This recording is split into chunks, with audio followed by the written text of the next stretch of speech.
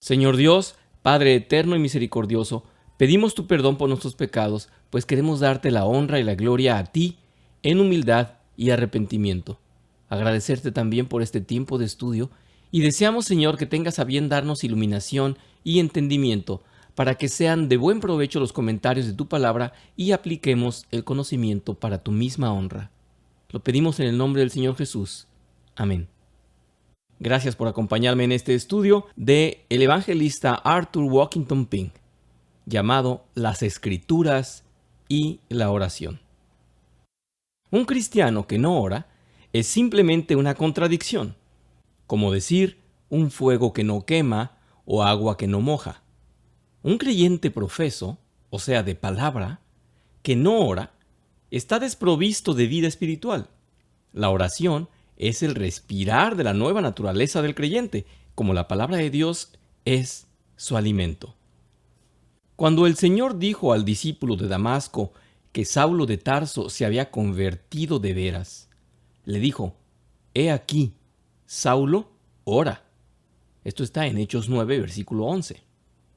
En muchas ocasiones, el altivo fariseo, aquel soldado romano, había doblado sus rodillas ante Dios y había cumplido sus devociones. Pero esta vez era la primera vez que realmente oraba, en espíritu y verdad. Esta importante distinción debe ser subrayada en este día en que estamos acostumbrados a soluciones prácticas, comida rápida, mensajes de texto sin contacto personal, convivencia por telecomunicaciones, o sea, virtual, la aplicación de fórmulas sin poder. Veamos cómo dice en 2 de Timoteo, capítulo 3, versículos del 1 al 5. Ahora bien, ten en cuenta que en los últimos días vendrán tiempos difíciles. La gente estará llena de egoísmo y avaricia. Serán jactanciosos, arrogantes, blasfemos, desobedientes a los padres, ingratos, impíos, insensibles, implacables, calumniadores, libertinos, despiadados, enemigos de todo lo bueno, traicioneros, impetuosos, vanidosos y más amigos del placer que de Dios. Aparentarán ser piadosos, pero su conducta desmentirá el poder de la piedad. Con esa gente ni te metas. Aquellos que se contentan con dirigirse a Dios de modo formal no le conocen, porque el espíritu de gracia, el de súplica, no se separan nunca. En Zacarías 12, versículo 10, leemos: «Y derramaré sobre la casa de David y sobre los habitantes de Jerusalén el espíritu de gracia y de súplica, y me mirarán a mí, a quien han traspasado».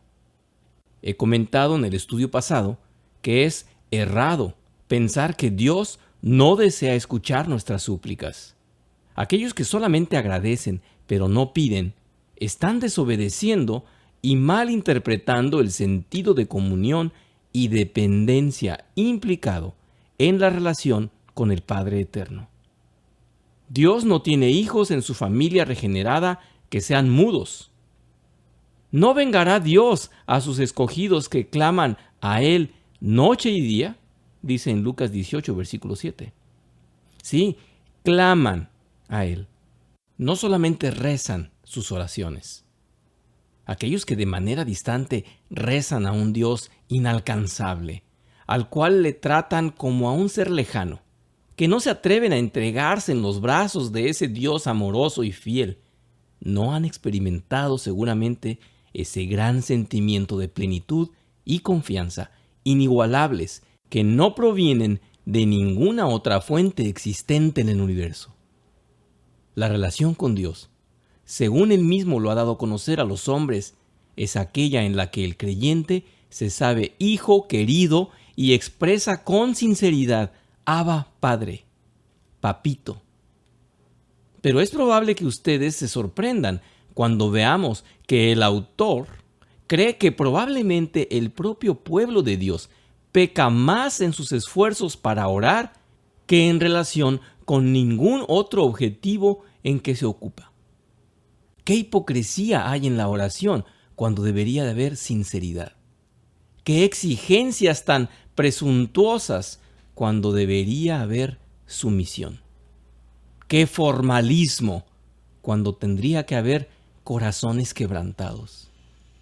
Cuán poco sentimos realmente los pecados que confesamos, y qué poco sentido de la profunda necesidad de su misericordia. E incluso cuando Dios consiente en librarnos de estos pecados, hasta cierto punto, qué frialdad en el corazón, qué incredulidad, cuánta voluntad propia y autocomplacencia. Los que no tienen perceptividad para estas cosas, que no las alcanzan a sentir, son extraños al espíritu de la santidad. Ahora bien, la misma palabra de Dios debería dirigirnos en oración. Por desgracia, cuán a menudo hacemos que nuestra inclinación carnal sea la que dirige nuestras peticiones. Las Sagradas Escrituras nos han sido dadas para que seamos capacitados para ello. En 2 de Timoteo, capítulo 3, versículo 17, podemos leer: Toda escritura es inspirada por Dios y útil para enseñar, para reprender, para corregir, para instruir en justicia, a fin de que el hombre de Dios sea perfecto, equipado para toda buena obra. Como que debemos orar en el Espíritu, como dice en Judas 20. A ello le sigue que nuestras oraciones tienen que considerar que Él es el autor de ellas. Comprender también que según la medida en la que la palabra de Dios mora en nosotros, en abundancia, como dice en Colosenses 3, versículo 16, o escasamente estarán nuestras peticiones en armonía con la mente del Espíritu. Dice en Mateo 12, versículo 34, de la abundancia del corazón habla la boca. En la medida en que atesoramos la palabra de Dios en nuestro corazón, y ésta limpia, moldea y gobierna nuestro hombre interior, serán nuestras oraciones aceptables a la vista de Dios. Entonces podemos decir, como dijo David en otro sentido: todo es tuyo, y de lo recibido de tu mano te damos. Esto está en 1 Crónicas 29, versículo 14. Esto lo comprende todo, no solamente lo material, sino que nuestro pensar y desear está en acorde con los preceptos divinos. La regeneración tiene como consecuencia que seamos convertidos y nuestros pensamientos son transformados para hacerse compatibles con los de Dios. Así fuimos creados y así era el hombre antes de la caída. Por tanto, la pureza y el poder de nuestra vida de oración son otro índice por el cual podemos decidir la extensión de los beneficios que obtenemos de la lectura y el estudio de la palabra de Dios. Si nuestro estudio de la Biblia, bajo la bendición del Espíritu, no nos resarce del pecado, de la falta de oración, revelándonos el lugar que la oración debe ocupar en nuestra vida diaria, y en realidad no nos lleva a pasar más tiempo en el lugar secreto con el Altísimo, si no nos enseña cómo orar de modo más aceptable a Dios, cómo hacer nuestras sus promesas y reclamarlas, cómo apropiarnos sus preceptos y hacer de ellos nuestras peticiones. Entonces, no solo no nos ha servido para enriquecer el alma el tiempo que hemos pasado leyendo y meditando la palabra, sino que el mismo conocimiento que hemos adquirido de la letra servirá para nuestra condenación en el día venidero. En Santiago 1, versículo 22 dice: sed hacedores de la palabra, no solamente oidores, engañándose a ustedes mismos.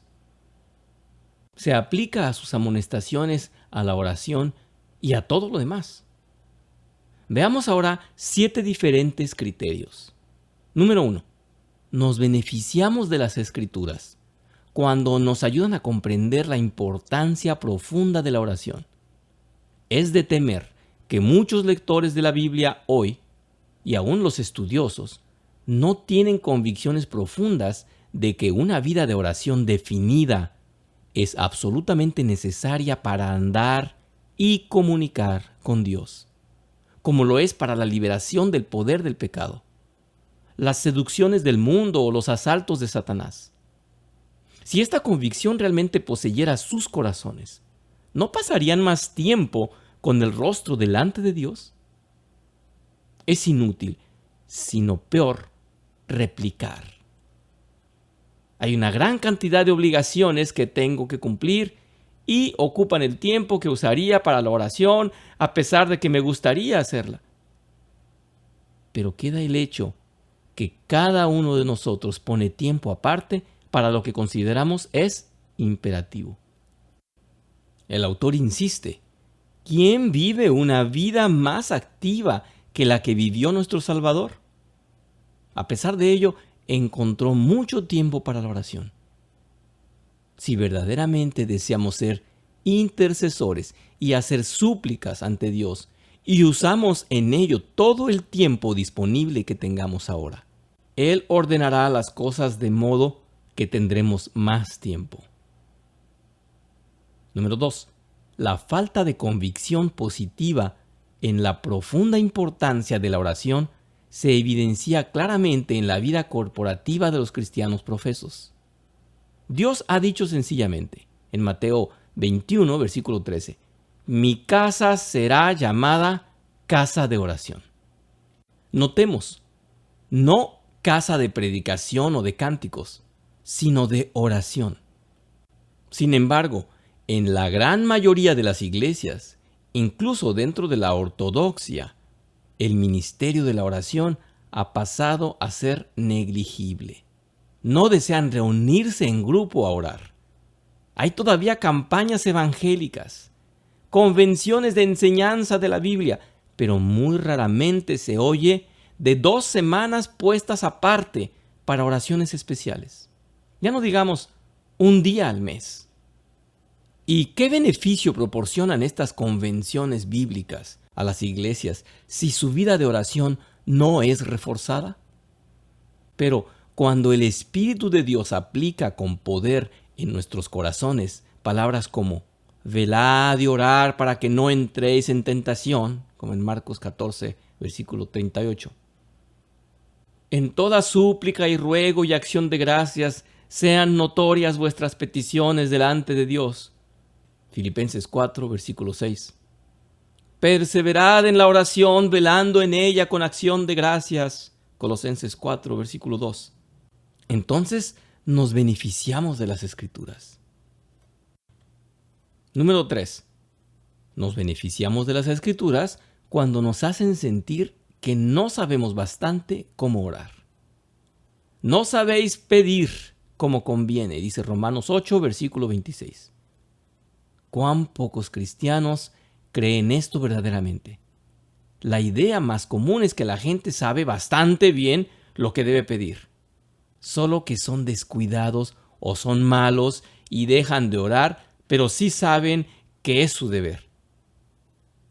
Pero este concepto discrepa por completo de la declaración inspirada de Romanos 8:26. Hay que observar que esta afirmación, que humilla a la carne, no se hace sobre los hombres en general, sino de los santos de Dios en particular, entre los cuales el apóstol Pablo no vacila en incluirse él mismo. Dice, no sabemos lo que hemos de pedir como conviene. Si esta es la condición del hombre regenerado, mucho peor será la del no regenerado. Con todo esto, una cosa es leer y asentir mentalmente lo que dice el versículo, y otra, tener una comprensión por convicción y experiencia propia para que el corazón sienta lo que Dios requiere de nosotros. Él mismo debe obrarlo en nosotros y por medio de nosotros. Cada uno haga un examen de conciencia. Digo mis oraciones con frecuencia, pero ¿oro en verdad? ¿Y van los deseos de mi corazón conforme a las palabras? Lo mismo servirá arrodillarme y adorar a una piedra que ofrecer a Dios como plegaria nada más que palabras y labios que se mueven. El cristiano no puede orar a menos que el Espíritu Santo se lo haga posible. Lo mismo que no puede crear un mundo.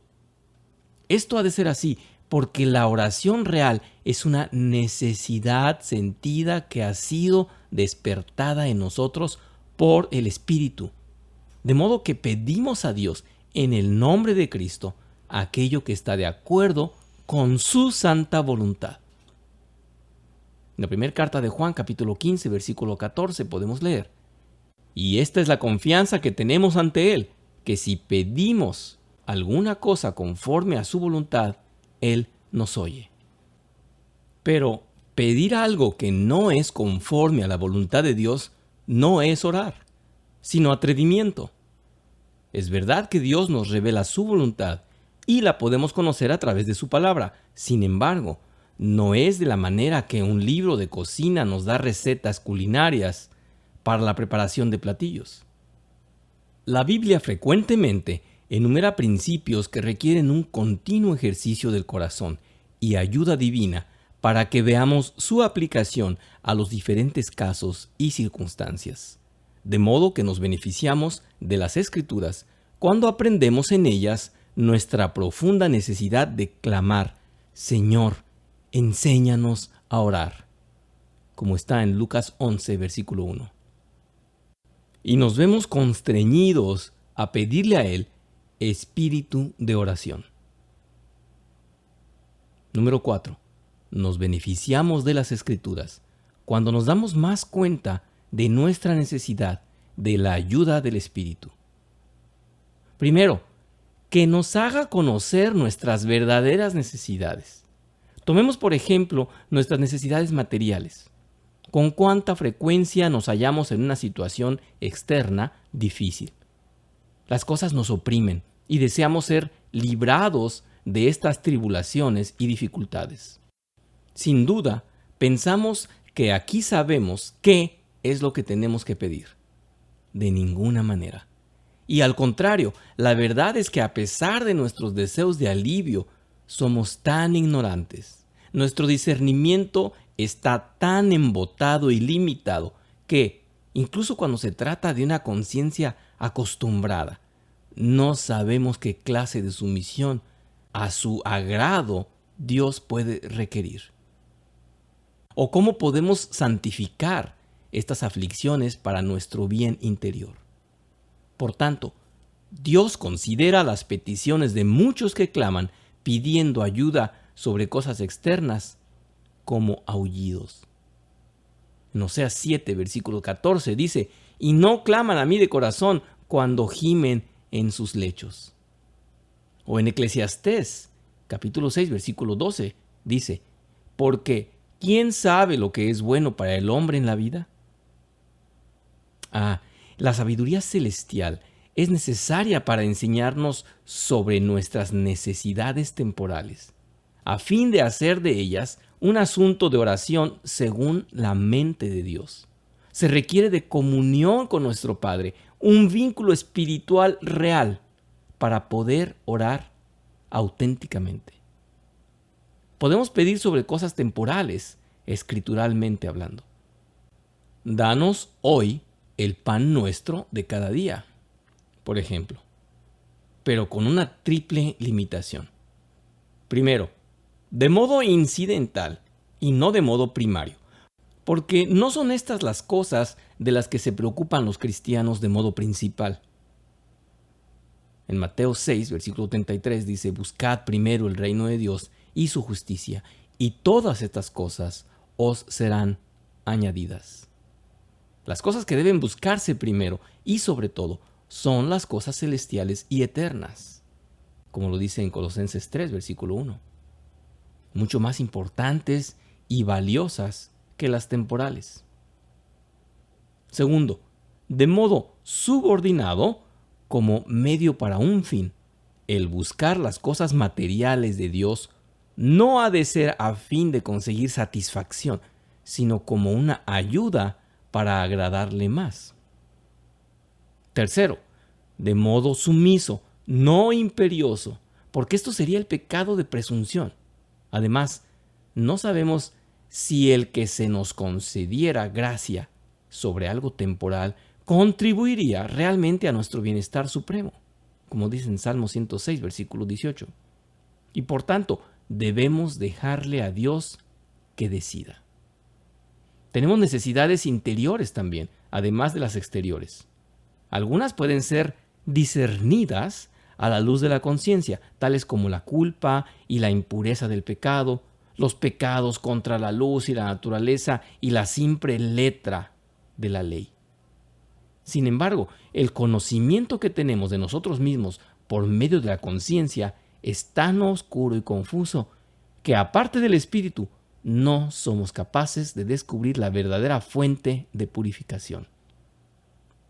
Las cosas sobre las cuales los creyentes tienen que tratar primariamente con Dios en sus súplicas son el estar en buenos términos con Él y la disposición de su alma, o sea, su buen estado espiritual.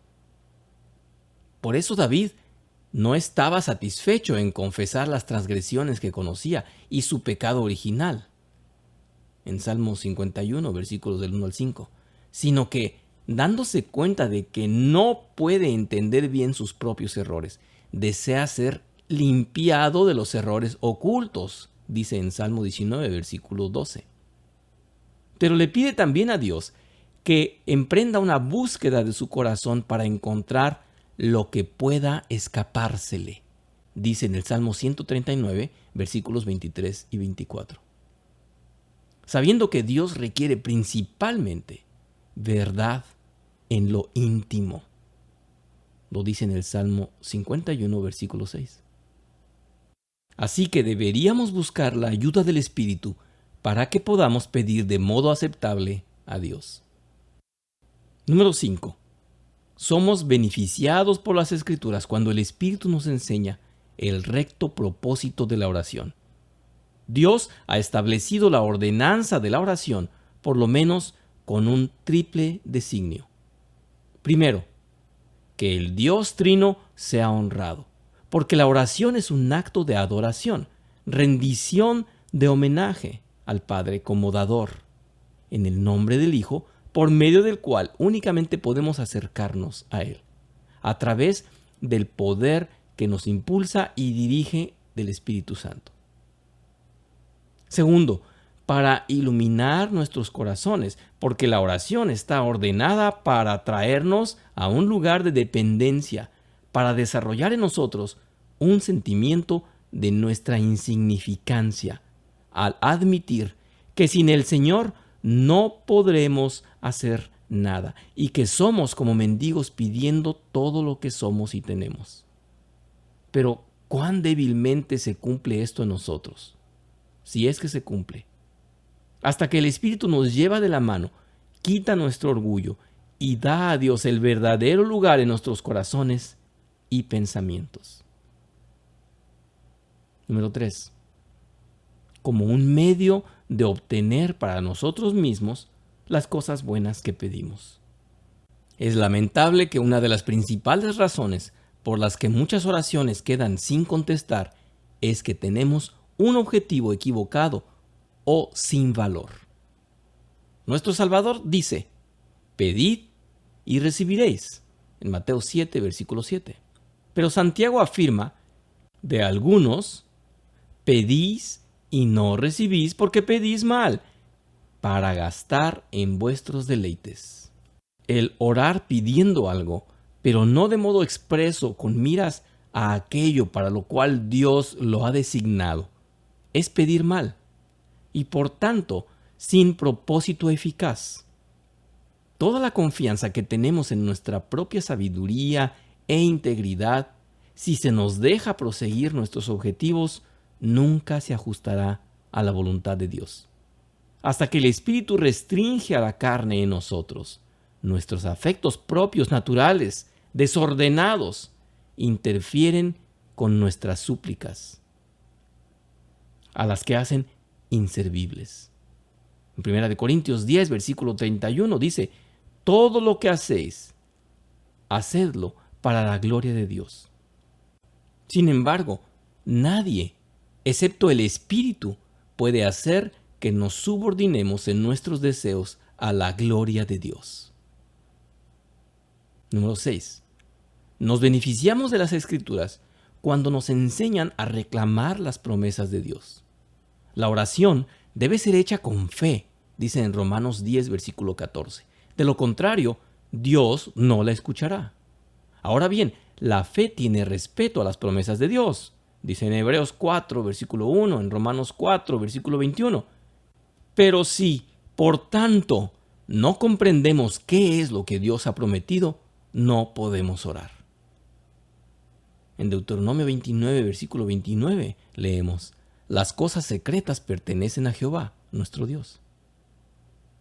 Pero la declaración de su voluntad y la revelación de su gracia nos pertenecen y son nuestra regla. No hay nada que podamos necesitar que Dios no se haya comprometido a proporcionárnoslo, si bien de tal forma o bajo tales limitaciones que aseguren que será para nuestro bien y nos sean útiles. Por otra parte, nada hay que Dios haya prometido que no tengamos necesidad de ello, o que de una manera u otra no nos afecte como miembros del cuerpo de Cristo. Por ello, cuando mejor estemos familiarizados con las promesas divinas y cuanto más comprendamos sus bondades, gracia y misericordia preparadas y propuestas en ellas, mejor equipados estaremos para orar de modo aceptable. Algunas de las promesas de Dios son generales, más que específicas. Algunas son condicionales, otras son incondicionales. Algunas se cumplen en esta vida, otras en la vida venidera. Tampoco podemos nosotros discernir por nuestra cuenta qué promesa es más apropiada para nuestro caso particular y la situación presente, o cómo apropiarla por fe y reclamarla correctamente a Dios. Por tanto, se nos dice de modo explícito: porque ¿quién de los hombres sabe las cosas del hombre, sino el espíritu del hombre que está en él? Así tampoco nadie conoce las cosas de Dios, sino el Espíritu de Dios. Y nosotros no hemos recibido el espíritu del mundo, sino el Espíritu que proviene de Dios, para que sepamos lo que Dios nos ha otorgado gratuitamente.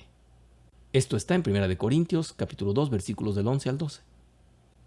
Habrá quien piense lo siguiente: si se requiere tanto para que una oración sea aceptable, si no podemos presentar peticiones a Dios con menos complejidad de la que se nos indica, habrá pocos que quieren persistir durante algún tiempo en orar. Lo único que podríamos decir es que esta persona no tiene la menor idea de lo que es orar, ni parece tener interés en saberlo. El auténtico Hijo de Dios ora sumiso y agradecido, no buscando su gloria, sino la del Padre.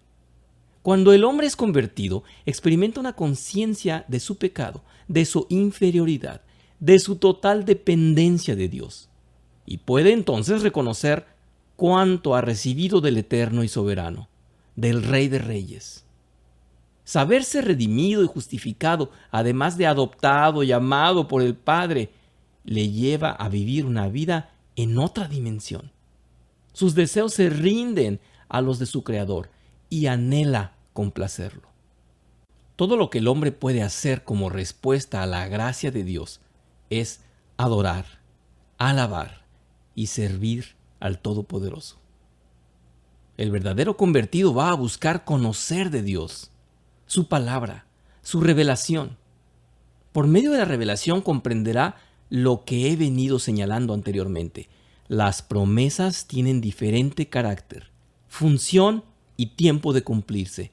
Por tanto, un hijo de Dios que conozca las Escrituras sabrá cuándo aferrarse a las peticiones que Dios ha prometido de manera inmediata y cuándo esperar a las posteriores. Número 7. Nos beneficiamos de las Escrituras cuando nos llevan a una completa sumisión de Dios.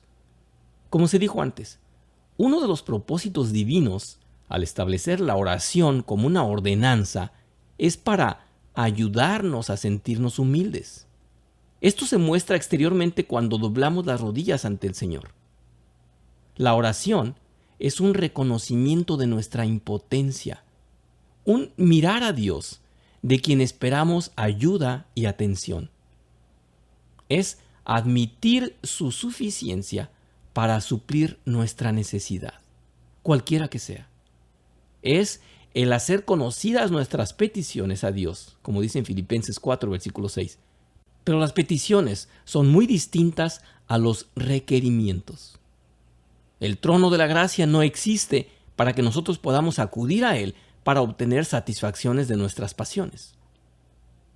Hemos de presentar nuestro caso delante de Dios, pero dejar que su sabiduría superior prescriba la forma de decidirlo. No debe haber intentos de imposición, ni podemos reclamar nada de Dios, porque somos como mendigos dependientes de su misericordia. En todas nuestras peticiones debemos añadir: sin embargo, hágase tu voluntad, no la mía. Pero, ¿no puede la fe presentar a Dios sus promesas y esperar una respuesta? Ciertamente, pero debe ser la respuesta de Dios. Pablo pidió a Dios que le quitara la espina de la carne 3 veces, pero en vez de hacerlo, el Señor le dio gracia para sobrellevarla. Muchas de las promesas de Dios son generales, en vez de personales. Ha prometido pastores, maestros y evangelistas a su iglesia. Y aún así, hay muchos grupos de creyentes que languidecen por falta de ellos. Algunas de las promesas de Dios son indefinidas y generales en vez de absolutas y universales. Como por ejemplo, en Efesios 6, versículos del 2 al 3, Dios no se ha obligado a dar nada de modo específico, a conceder tal cosa particular que pedimos, incluso cuando pedimos con fe. Además, Él se reserva el derecho de decidir el momento y la razón para concedernos sus misericordias. En Sofonías 2, versículo 3, dice: Buscad a Jehová todos los humildes de la tierra, los que pusisteis por obra sus ordenanzas. Buscad la justicia, buscad la mansedumbre. Quizá quedaréis resguardados en el día del enojo de Jehová. Por el hecho de que quizá Dios me conceda una misericordia temporal determinada, es mi deber presentarme ante Él y pedirla. Sin embargo, debo estar sumiso a su voluntad para la concesión de la misma. Somos beneficiarios de la palabra de Dios cuando la oración se vuelve un gozo real y profundo. El mero decir nuestras oraciones cada mañana y noche es una tarea pesada, un deber que debe ser cumplido y que nos hace dar un suspiro de alivio cuando hemos terminado. Pero el presentarnos realmente ante la presencia de Dios para contemplar la gloriosa luz de su faz, para estar en comunión con Él en el propiciatorio, es un anticipo de la bienaventuranza eterna que nos aguarda en el cielo. Quien es bendecido con esta experiencia dice como el salmista: el acercarme a Dios es el bien. Salmo 73, versículo 8. Sí, bien para el corazón, porque le da paz. Bien para la fe, porque la fortalece. Bien para el alma, porque la bendice. Es la falta de esta comunión del alma con Dios que se halla a la raíz de la falta de respuesta a nuestras oraciones. En el Salmo 37, versículo 4, leemos: Pon asimismo tu delicia en Jehová, y Él te concederá las peticiones de tu corazón. ¿Qué es lo que, bajo la bendición del Espíritu, produce este gozo en la oración? Primero, es el deleite del corazón en Dios como el objeto de la oración, y particularmente el reconocer y comprender que Dios es nuestro Padre. Así que, cuando los discípulos pidieron al Señor Jesús que les enseñara a orar, dijo: Vosotros pues oraréis así: Padre nuestro que estás en los cielos. Y luego Dios envió a vuestros corazones el Espíritu de su Hijo, el cual clama, Abba, o sea, Padre, Papi, que incluye un deleite final, santo en Dios, como los hijos tienen deleite en sus padres cuando se dirigen con afecto a ellos. Y de nuevo, en Efesios 2, versículo 18, se nos dice, para fortalecer la fe y consuelo de nuestros corazones, porque por medio de él, los unos y los otros tenemos acceso por un mismo Espíritu al Padre. ¡Qué paz! ¡Qué seguridad! ¡Qué libertad da esto al alma! Saber que nos acercamos a nuestro Padre. Segundo, el gozo en la oración es incrementado porque el corazón capta el alma y contempla a Dios en el trono de gracia. Una vista o perspectiva no por imaginación de la carne, sino por iluminación espiritual, porque es por fe que vemos al invisible, como dice en Hebreos 11, versículo 27. La fe es la evidencia de las cosas que no se ven, dice en Hebreos 11, versículo 1. Hace evidente y presente su objeto propio a los ojos de los que creen. Esta visión de Dios en su entorno tiene que conmover al alma.